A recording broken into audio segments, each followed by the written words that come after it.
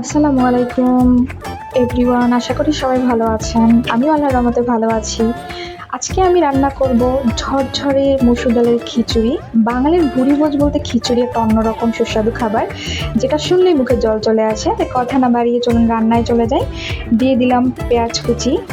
Soybean তেল দিয়ে আমি রান্নাটা করতেছি, আপনারা চলে সরিষার তেল দিয়ে করতে পারেন।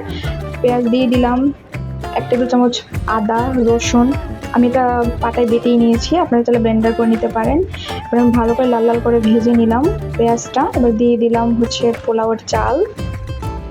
এবার আমি ভালো করে কষায় নিব, কারণ চালটা যত বেশি কষাবেন ততই খিচুড়িটা খেতে অনেক সুস্বাদু হবে। দিয়ে দিলাম কাঁচামরিচ ফালি, আপনারা আপনাদের পরিমাণ মতো দিয়ে দিবেন। দিয়ে দিলাম ধুয়ে রাখা মসুর ডাল, যেটা আমি 1 ঘন্টা আগেই ভিজিয়ে রেখেছিলাম। কারণ যখনই খিচুড়ি রান্না করবেন মসুর ডালটা 1 ঘন্টা আগেই ভিজাবেন, তাতে করে ডালটা ফুলে যায় এবং রান্নার স্বাদটা বেড়ে যায়।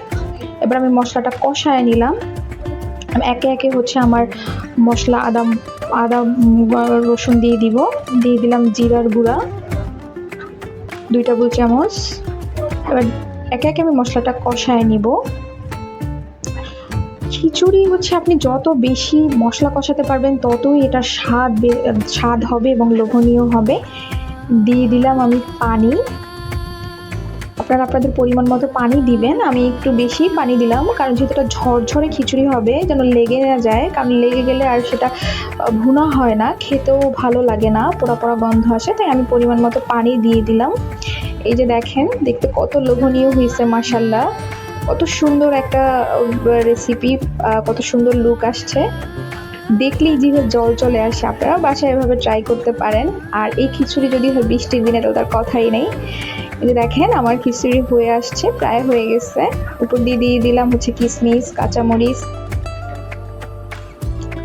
বন্ধুরা, খিচুড়ির সাথে যদি থাকে ঘি, তাহলে তার কোনো কথাই নেই। কারণ আমি যখনই খিচুড়ি রান্না করি আমি ঘিটা দিতে চেষ্টা করি, তাতে করে এটার ফ্লেভারটা বেড়ে যায়।